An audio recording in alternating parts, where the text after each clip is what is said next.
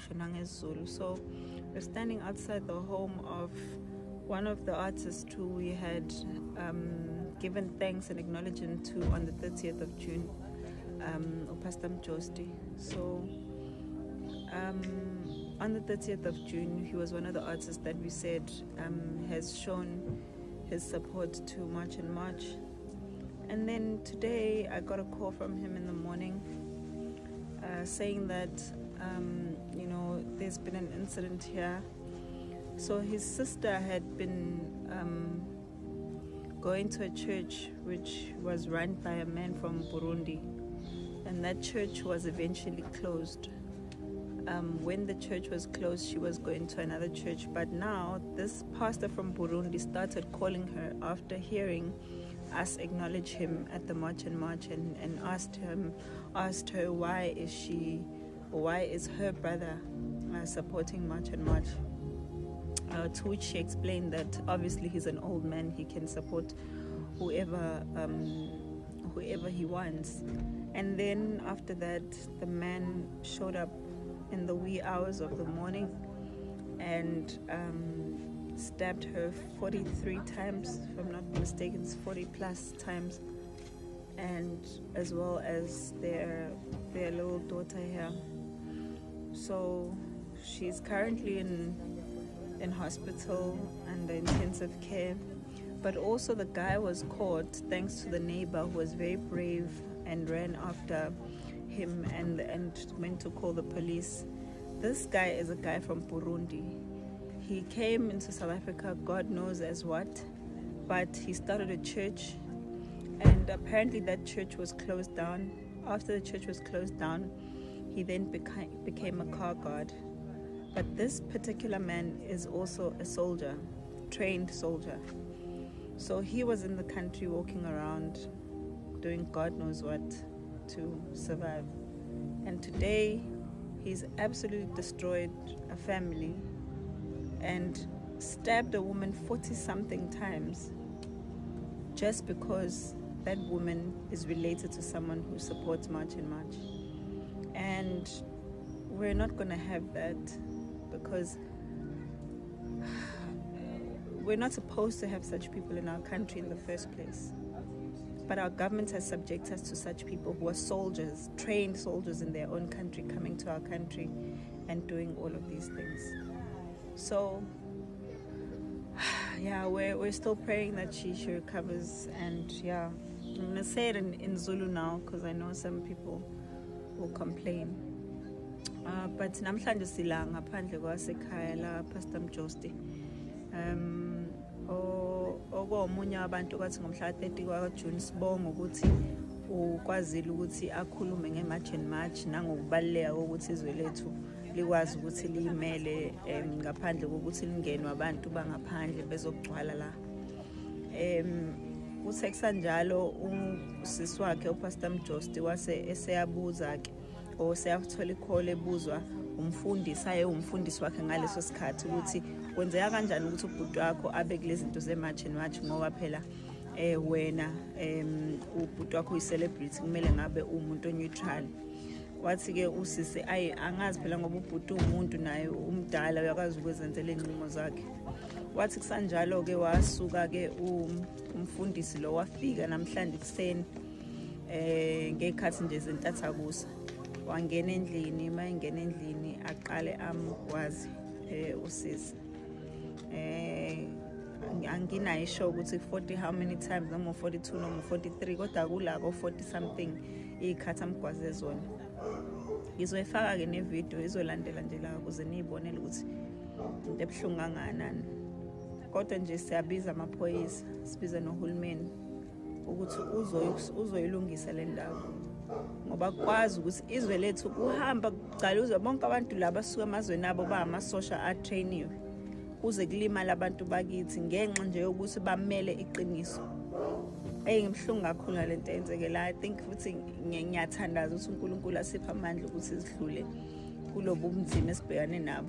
ngoba siyakhala nje sikhala ngayo lento ukuthi abantu bokufika la asibazi nokuthi bobani baqhamuka kuma background abanjani abaningi babo siyabazi basuka emakhaya nodlame amazweni anodlame kodwa uhulumeni wathi azange uzusivikele kuleyo nto so leli gazi leli lapha lalosisi nolengane yakhe lelaphayani sezandleni la uhulumeni wethu uwona okumele uwenze sure ukuthi labantu bayaphuma ezweni lethu ngokusheshsha ngoba sazi ukuthi njengoba kusiscam Jost nje namhlanje kusasa kuzokuba and siyanicela ama South Africans manicabanga ukuthi le mpi incane akobe niyabona ukuthi inkulu kangakanani ngoba namhlanje ibona kusasa ngase kubo wena and west mhlambe kusasa kuba ngisho ingane zakho ungasekho wena awuzange uyisukumele uyilwele kulempi esibhekane nayo labantu abangasibona bala efana ngaba bekho la abahambe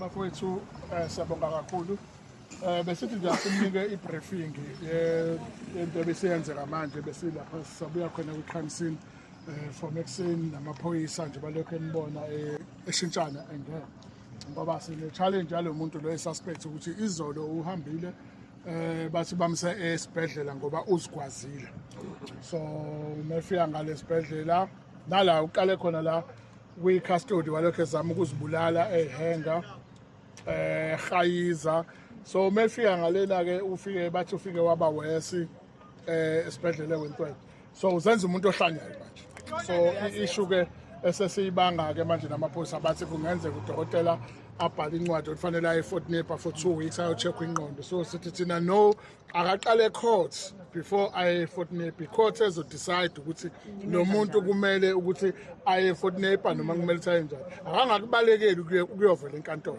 ngoba thina sinenkolelo ukuthi uphila saka akahlanyi ukwazile ukuthi enze izinto ade ezenza ephila saka ebiza ngumfundisi enza zonke so kumele ukuthi akumele konke akwenze ke kuthiwa indoda nendoda iphiliswa inqumo zayo so nayo kubalekile ukuthi ukubambelela kule inqumo zakhe abeyithathile so sitasilethi briefing ukuthi ke amaphoyisa-ke abambisana nathi ngendlela esimanga yonke into besiyibona ukuthi okuningi kuyaphuma esandleni but-ke sesikubuyisile sekuhamba ngale ndlela esifisa ukuthi kuhambe ngayo usisi namanje usase-ICU izolo ebusuku ungene izolo ngabo-2 ungenile theatre ile khuze yakhona process yakhona ithathe something like 10 hours ngoba uzowaqeda abo-11 kodwa okwamanje sebekwazile ukuthi bamthunge ngapha basamphumzile basembe-ICU sebezoqhubeka bamthunge phezulu ngoba leya muntu ubembenga nje njengoba masuku ubenga inkomo so isihluku asenzile understand ukuthi ungenza into enjeya kumuntu uzuphinde ugwaze nengane na 14 years so ibhlungu kakhulu le nto esiyibonile enziwa ile muntu waseBurundi so ngisho ukuthi ke bafethu ke isimo esibhekene naso ileso njengamanje sisathandazela nako ukuthi usisi aphaphame ICU khona naye ezokwazi ukuthi akasichazele okuningi esingaku-understand siyifamily sabahlali futhi base South Africa esicabanga ukuthi uyena ozosinika impendulo eziningi eziphathekayo ngalo lonke lolu daba ukuthi liqalephi siyamuza umshana umebeka lokho akubekile but sesifisa ukwazi ngayo sesiwethu ukuthi asichazele ngalo mnomzane ukuthi ubani lo mnomzane kwenzakalani ngalo mnomzane indaba izifika la kulinyazwana kangaka bekwenze njani sikuzwile konke okushiwo umshana asikufela amathe kodwa siyafisa ukuthi nosisi wethu uma sevukile asichazele konke ngizacela ukuthi ngidedele-ke umfowethu mhlawumbe nami ekhona afuna ukukubeka xa bese sibuyisela umfowethu ngiyalibingelela ababukeli emakhaya igama lami nguLihle wakaMbhele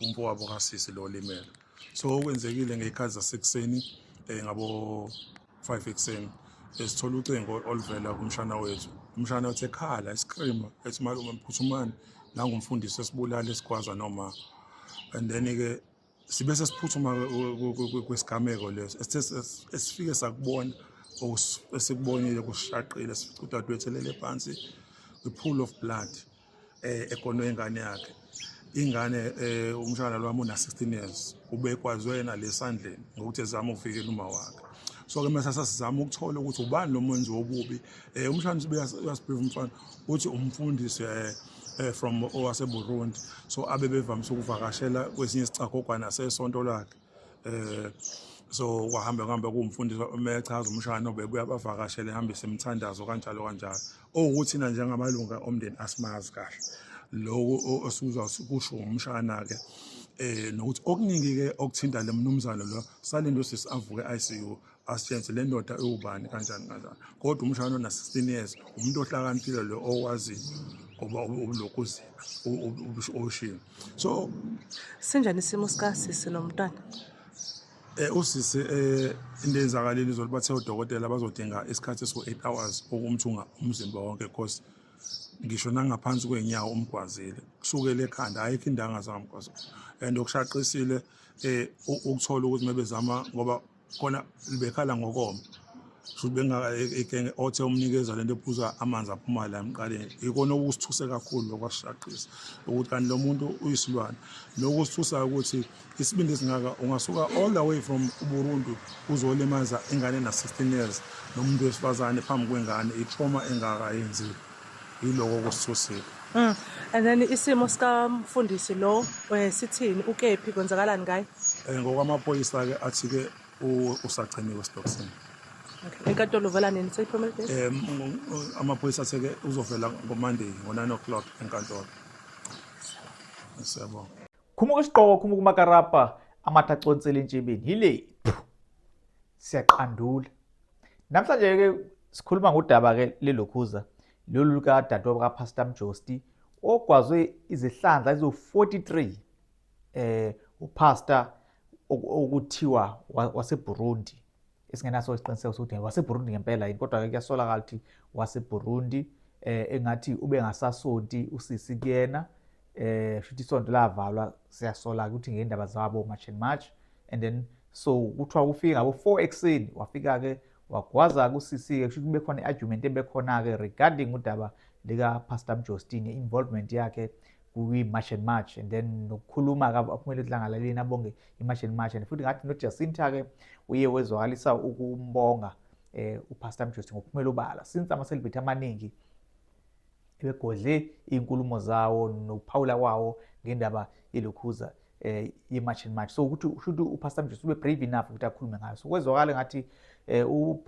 former pastor kasisi akazange azayithande lo nto kasazi ke ukwenzakala kanjani into azafika ngabo 4 ekseni ngokwenze njani lana namhlanje ke ngihamba nomkameke uMagwala ngiyathanda ukuphawula kwakhe ke sizwe ke ukuthi yena njengembokodo uphawula uthini lo daba uMagwala thini mngami mina nginembuzo abantu abangafuni ukuyiface isikhathi esiningi kodwa ke imibuzo phela fanele ibe khona oqala umbuzo umuntu obesonto esontweni ebese umfowabo eba involved kwi March and March why kumhlupha kangaka umfundisi if bebengekho close more than just being a church goer good question so kumina kuumbuzo loyo ukuthi out of everyone esontweni I'm pretty sure ukuthi kubona bonke abantu basesontweni akuyena yedwa usisi ubekade enobhudo involved kwi March and March in fact khona ngisho abantu obekade be involved bona self yes but kade behamba lelo sonto so why ephuma nosisi nje neqhuzu lakhe yedwa 2 yini beka umfundisi ngo4 ekseni izethu usisi mhlawumbe uvuka ngo4 emsebenzini we don't know because that's the only explanation meaning na emqondweni ukuthi okay uyamazi ukuthi uphuma ngo4 emsebenzini but it doesn't make sense ukuthi ungahlasela umuntu endlini yakhe ngo4 ekseni if you can get that person ngaphandle kwasekhaya but you'd rather go emzini ekubo ngo4 ekseni but asazi phela abantu bahlela izinto ezihlukene and uziyele wena self awuqashi inkaba awuqashi umuntu uziyela wena self so nguye umbuzo enginawo loyo ngiye ngezwe kuthiwa kukhona nengane involved yes indodakazi kasisi yes naye uyilimazile noma ilimazaka yona ulimele impela la ezandleni ngathi ubezama ukuvela uma wakhe makushiwo ake babuza ingane ukuthi ena lo mfundisi simboni kangaka what kind of friendship abanayo ingane it phela just- ngeke izikwazi ukuthi ingakanani ingane. endala about 16 ngathi ngizwe kuthiwa 16 kwenye ngathi ngizwe 14 futhi I don't know which is which or sebebadala. 16 or 14 but umdala lo muntu high school Sebebadala. Ya kodwa kunama holes.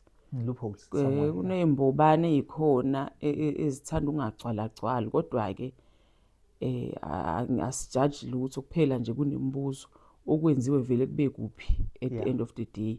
Iyakhombisa futhi ukuthi initiative eyenziwayo ukuthi labantu abahambe inesizathu and inesisindo ukuthi why kuthiwa bahambe. So kuyakhombisa ubungozi babo ke and mina lento yazi bengeke ngiyibuke futhi mina ngikutshele nawe yona ngithi labantu bayingozi ikubukeka indlela yazi siyabuka ama movies la and we've learned ukuthi most izinto ezenzeka kuma movie kahle kahle zi reality. It's either izinto esezake zenzeka or izinto ezisazokwenzeka. Yabo lento yokuthi abantu bangaphandle basaphazeke kanje. It feels like ikutshalwa amasosha. Labantu bahlala emadolobheni.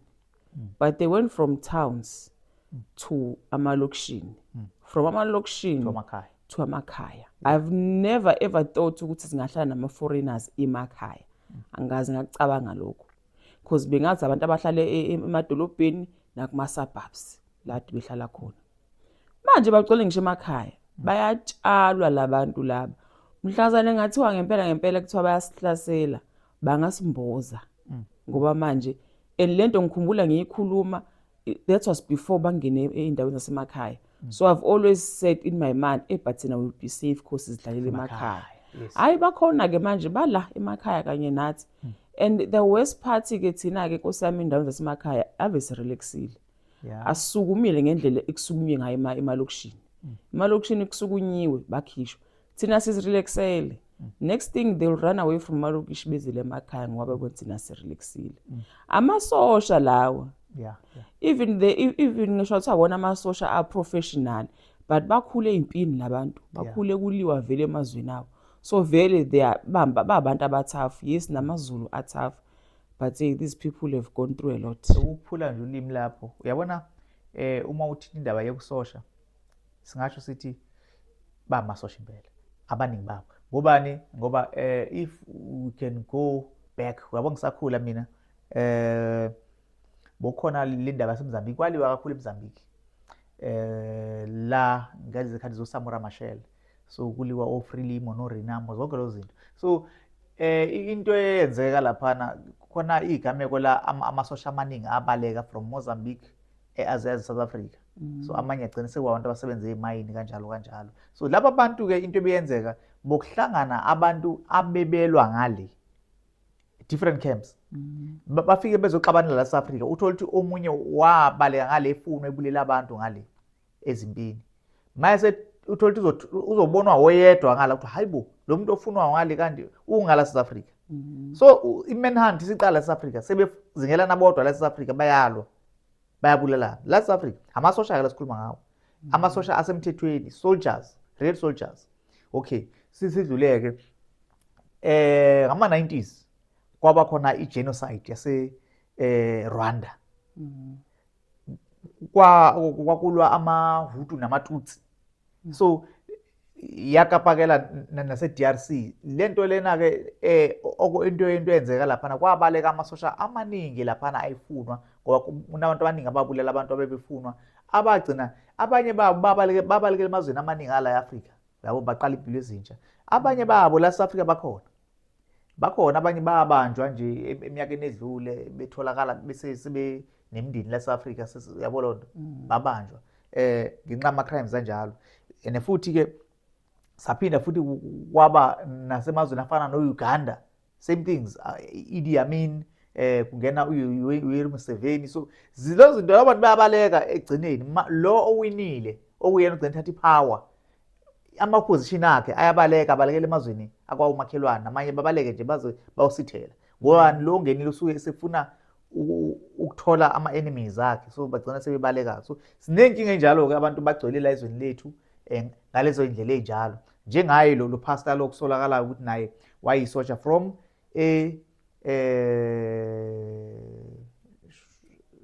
Shona Burundi. from Burundi, yes. So yizinto enjalo isenzo sakhe buka indlela enze ngayo egwazwa 63 times and then uyambona ukuthi ubengamgwazeli kumbulala. It's like ubefuna umphanisha. There is this thing ebeyenza okutshengisa inhliziyo yakhe ukuthi lo muntu lo kade ba involved empini eziningi, umuntu onequnga lo. Umuntu ethi maseqale lento yakhe uyaziluza yena himself. Umuntu abantu labo okubonakala ukuthi abazange baze ba rehabilitate.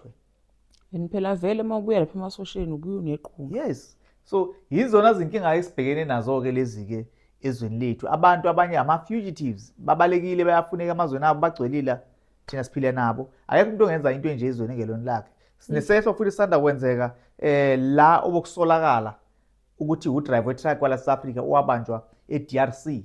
Khona ivideo nje impela engeke ngikwazi ukuyiveza indlela okwenzeka ngayo le nto le. Ubonakala isihluku abasenzayo kulamuntu ephila.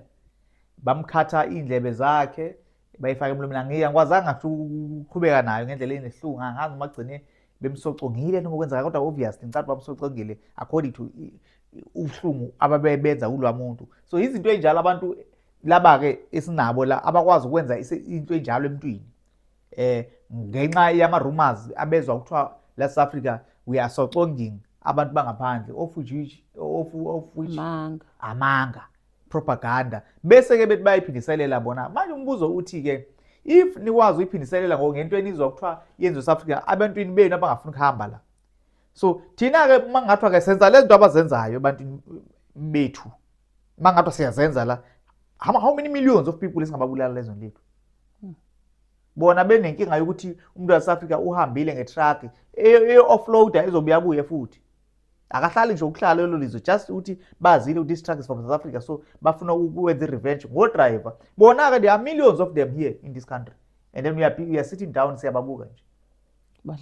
Badlala propaganda nje yenziwe imedia. Amanga Imedia enamanga eqovayo. Hey guys sithi ke nje kubhlungu bona. Base nje lento lena yematch and match kumele sithathe serious. Kuningi ukukhona ukufihliwe emqubeni. Ubona ngearrogance yabo labantu. The way bene arrogance ngakhona nokuzitshela ukuthi they belong ngenkani. Uyababona ukuthi no man there's something. Ikhona into i-entitlement yabo ikhomba ukuthi there's a bigger plan la. Yes. Thina singayazi. It's more than just tuck shops lezi sibonayo. Yeah. There's a bigger plan and inkulu into abayiplanayo ukuyenza la South Africa. They could be planning to take over. Yes. Bahlezi bekhuluma futhi nala kuma social media. So nje if singezoyithatha ngempela serious, hey izosixaka. Already sixakile. Ngoba we are divided kwimanje. Endokubhlungu labantu abareactile to abahambe. Uyabona ukuthi lento be innocent lihambayo. It's not the ones you want ukuthi bahambe. Laba esibadinga behambile laba bayingozi ilaba bahleli abacashile. Ingani phela bayazi ukuthi abanye babo mabe ngathi babuyele emazweni bayobulawa back emazweni abo bayoboshwa. Abantu ababeqa emajele, abantu abafunwayo, abantu abafuna bephila befile abantu emazweni abo. So they rather die here ngokwabo than to face music to their countries. Hey mama sivale sinde kakhulu.